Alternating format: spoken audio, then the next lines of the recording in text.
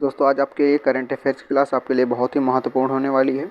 इसमें हम आपके लिए लेके आए हैं ऑपरेशन देव शक्ति 2021।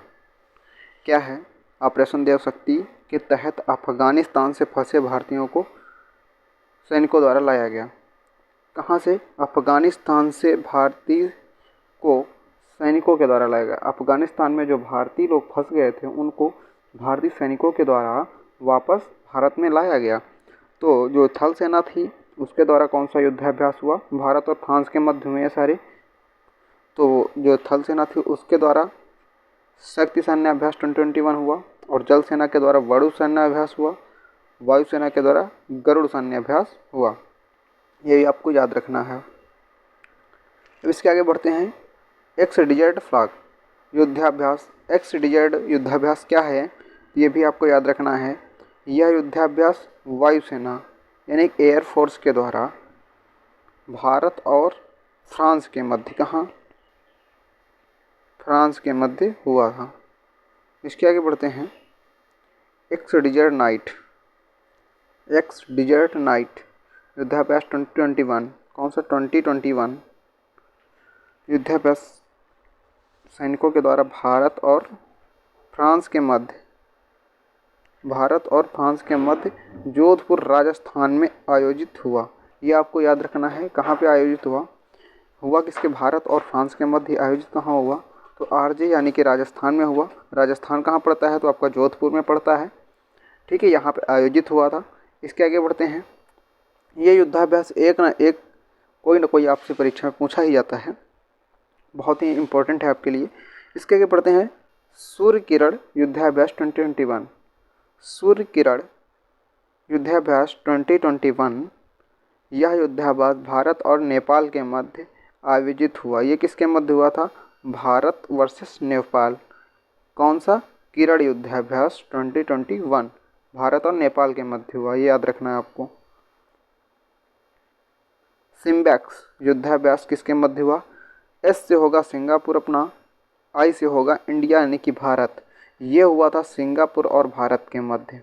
ठीक है, किसके द्वारा आयोजित हुआ? नौसेना के द्वारा आयोजित हुआ था सिंगापुर और भारत के मध्य सिम्बैक्स युद्धाभ्यास 2021। ठीक है, याद रखना है आपको।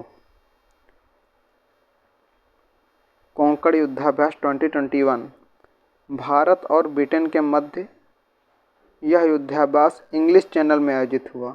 ठीक है, कहाँ पे? इंग्लिश चैनल में आयोजित हुआ। किसके? भारत और ब्रिटेन के मध्य आयोजित हुआ। इसके बाद याद रखना है संप्रीत युद्धाभ्यास 2021। कौन सा? संप्रीत युद्धाभ्यास 2021 यह युद्धाभ्यास भारत और नेपाल के मध्य भारत और श्रीलंका के मध्य आयोजित हुआ। ठीक है, आपको एक ये बहुत ही इम्पोर्टेंट चीज़ है आपके लिए। ओजोन दिवस कब मनाया जाता है? तो वो 16 सितंबर को मनाया जाता है। कब? 16 सितंबर को मनाया जाता है। याद रखना है आपको। ओजोन परत की कुछ इम्पोर्टेंट चीज़ें आपको याद रखनी है। इम्पोर्टेंट बातें। मॉन्ट्रियल प्रोटोकॉल 1986 से क्या क्या हुआ? इसके तहत ओजोन परत क्षोभ मंडल के ऊपरी सतह पर लाई जाती है। ओजोन परत क्षोभ मंडल के ऊपरी सतह पर पाई जाती है। ओजोन परत है जो क्षोभ मंडल है आपका, क्षोभ मंडल, उसके ऊपरी सतह पर क्या पाई जाती है? ओजोन परत। और जिससे आपसे पूछ लेता है जो जहाज उड़ते हैं वो किस मंडल में उड़ते हैं? तो याद रखना है समताप मंडल में। किस में? समताप मंडल में। ठीक है, ये आपको याद रखना है। इसके आगे बढ़ते हैं। ओजोन परत सूर्य की पराबैंगनी किरणों से मनुष्य की रक्षा करती हैं। जो सूर्य की पराबैंगनी किरणें हैं वो ओजोन परत रोक देती है, जिससे कि मनुष्य में सीधा अटैक नहीं पड़ती। जो सीधा अटैक कर दें तो मनुष्य जल के मर जाएगा वो। ठीक है, इसलिए ओजोन परत रक्षा करती है। ठीक है, सूर्य। उसके आगे बढ़ते हैं। ओजोन परत की मोटाई किससे मापते हैं? डाबसन। ये आपके लिए बहुत ही इंपॉर्टेंट है। डाबसन से किसकी माप की जाती है? ओजोन परत की माप की जाती है। आपको बहुत ही अच्छे तरीके से याद रखना है। ओजोन के लिए सबसे घातक गैस कौन सी है? क्लोरोफ्लोरोकार्बन, CFC जिसे बोलते हैं क्लोरोफ्लोरोकार्बन, CFC कहलाता है। वे मुख्य रूप से CFC फ्रिज या रेफ्रिजरेटर से निकलती है। ठीक है, ये गैस आपके लिए बहुत ही हानिकारक होती है। क्योटो प्रोटोकॉल किसके बाद पढ़ते हैं? क्योटो प्रोटोकॉल का संबंध पर्यावरण से है दोस्तों। किससे? पर्यावरण से है। पर्यावरण का अर्थ होता है परि प्लस आवरण। परि प्लस आवरण होता है इसका अर्थ। इसके आगे बढ़ते हैं। भारत का पहला सर्वोच्च न्यायालय 1773 रेगुलेटिंग एक्ट के तहत 1774 में कोलकाता में स्थापित किया गया। 1773 का रेगुलेटिंग एक्ट जो है 1774 में कोलकाता में स्थापित किया गया। ठीक है, भारत का पहला संघीय न्यायालय, फेडरल कोर्ट जिससे बोलते हैं, संघीय न्यायालय को फेडरल कोर्ट बोलते हैं। भारत सरकार अधिनियम 1935, भारत सरकार अधिनियम 1935 के तहत 1937 में दिल्ली में स्थापित किया गया। कहाँ पे? दिल्ली में स्थापित किया गया। इसके आगे बढ़ते हैं। जिसके मुख्य सचिव कौन थे? मुख्य न्यायाधीश कौन थे?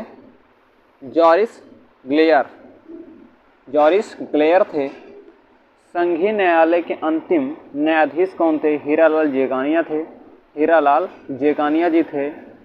ठीक है, इसके आगे बढ़ते हैं। भारत ने वर्तमान सर्वोच्च न्यायालय 28 जनवरी 1950 कब? 28 जनवरी 1950 को स्थापित किया गया। ठीक है, इसके पहले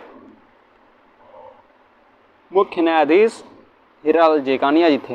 हीरालाल जेकानिया थे। और लेकिन ये भी याद रखना, हीरालाल जेकानिया संघीय न्यायालय के अंतिम मुख्य न्यायाधीश थे। ये भी याद रखना है आपको।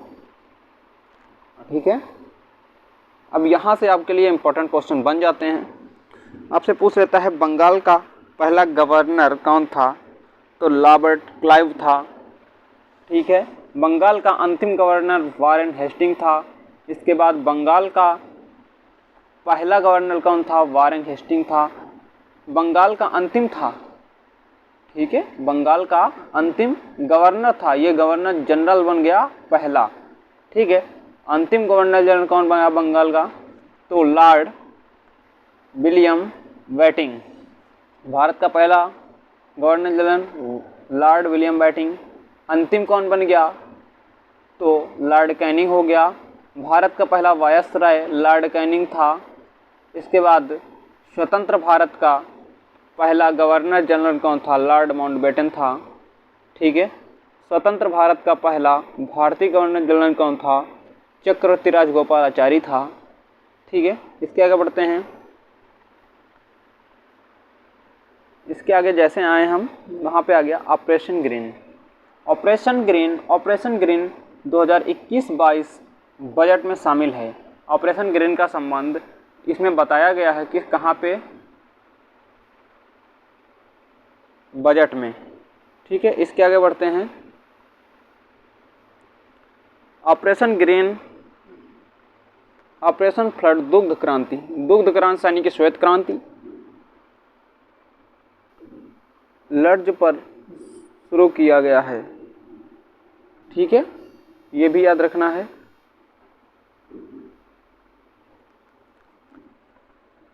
जिसमें 22 कृषियाँ उत्पादक को शामिल किया गया है। इसमें कितनी ऑपरेशन जो है, इसमें कितनी कृषियों को शामिल किया है? 22, याद रखना है आपको। ऑपरेशन ग्रीन में 22 कृषि उत्पादों में टॉप को नंबर 1 दिया गया है। टॉप को रखा गया है। इन 22 कृषियों में टॉप पे किसको रखा गया है? ये आपको याद रखना है। टॉप पे कौन है? टी से टोमेटो बन जाता है, ओ से ऑनियन बन जाता है, पी से पोटैटो बन जाता है। इन 3 को मुख्य स्थान मिला है। ठीक है, इसके आगे बढ़ते हैं। टॉप पे ये हैं आपके। इसके आगे बढ़ते हैं, यहाँ पे आ चुके हैं।